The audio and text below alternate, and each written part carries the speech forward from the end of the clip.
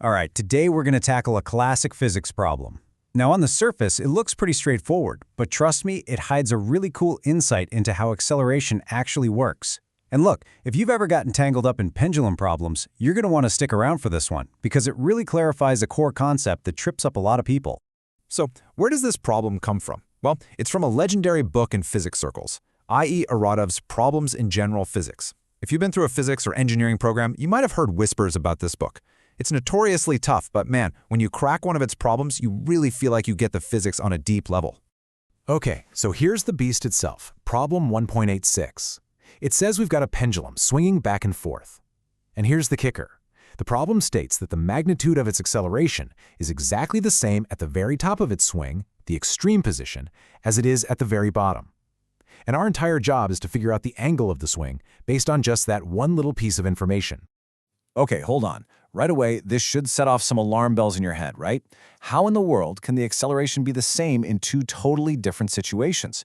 At the top, the ball is literally stopped for an instant, and at the bottom, it's whipping by at its fastest speed. How is that even possible? Well, that's the puzzle we're going to solve together. All right, let's break this thing down. We're not going to try to solve it all at once. Our first stop, the highest point of the swing, that moment where it just hangs in the air before falling back.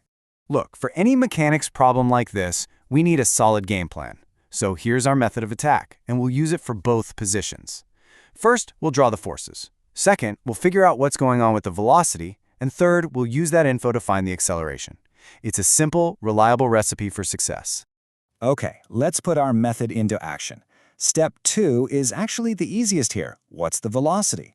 Well, at the very peak of its swing, just before it turns around, the ball has to stop. So its velocity, v, is a big fat 0. Simple enough. And right here, this is where so many students get tripped up. It's a classic trap. You think, hey, if the velocity is 0, the acceleration has to be 0 too, right? Wrong! Remember, acceleration isn't about your current speed, it's about how your speed is changing. And at that exact moment, the velocity is absolutely changing. It's going from positive to negative. So what's the secret? Well, here's the absolute key to unlocking this problem and so many others. For anything moving on a curve, you have to think of acceleration as having two different jobs, two different components. There's tangential acceleration, that's like the gas pedal, changing the object's speed, and there's normal acceleration, that's like the steering wheel, changing the object's direction. So let's take a look at that normal or steering wheel acceleration first. The formula for it is v squared over L, the length of the thread. And since we already established that v is 0 at the top, well, the whole thing is 0. Makes perfect sense, right? If the ball's not moving, its direction can't be changing. So if that normal acceleration is 0, then, the entire acceleration at the very top of the swing has to be purely tangential. It's all gas pedal and no steering wheel. And what's causing it? Gravity, or more specifically, a component of gravity that's pulling the ball down along the curve. A little bit of trig tells us that this force is equal to g times the sine of our angle theta. So let's write that down and put it in our pocket for later. Acceleration at the top is g sine theta. Okay, phase 1 complete. We've got the acceleration for the top of the swing. Now let's zip down to the bottom and do the exact same thing. Now down here, things are flipped. Think about the forces. At that very bottom instant, gravity pulls straight down, and the tension in the thread pulls straight up. There's no force pushing it forward or pulling it back along the curve. So if there's no force along the path, there's no change in speed, which means the tangential acceleration, it's 0. So if the tangential part, the gas pedal, is 0, what's left? Well, the entire acceleration at the bottom must be purely normal. Its only job is to be the steering wheel, yanking the ball around the curve and keeping it from flying off in a straight line. And the magnitude for that is our old friend v squared over L. Okay, let's stop and think about what we've got. We have the acceleration at the top, g sine theta, and we have the acceleration at the bottom, v squared over L. The problem tells us they're equal. But we've got a new problem, right? We have two variables, theta and v. We need to connect them somehow. And the bridge between the top and the bottom is energy. Let's talk about the conservation of energy. It's really just about trading one type of energy for another. At the top of the swing, when it's still, it's all potential energy. Think of it like stored-up falling energy, mgh. As it swings down, it cashes in that potential energy for speed, for kinetic energy, which is 1/2 mv squared. Since no energy is lost, these two have to be equal. Okay, but what exactly is h in our formula? We can't just leave it as h. We need to relate it to our angle, theta. So if you look at the geometry, the full length of the thread is L. The bit of vertical height below the pivot point is L times the cosine of theta. So the height it actually drops, h, is the total length minus that vertical bit. That gives us h equals L times the quantity 1 minus cosine theta.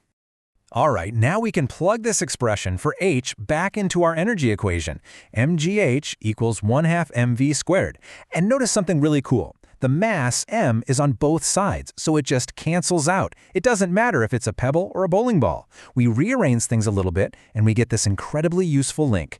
v squared equals 2gh. This is the key that connects the angle at the top to the speed at the bottom. Okay, deep breath. We've done all the heavy lifting. We analyzed the forces, we used conservation of energy.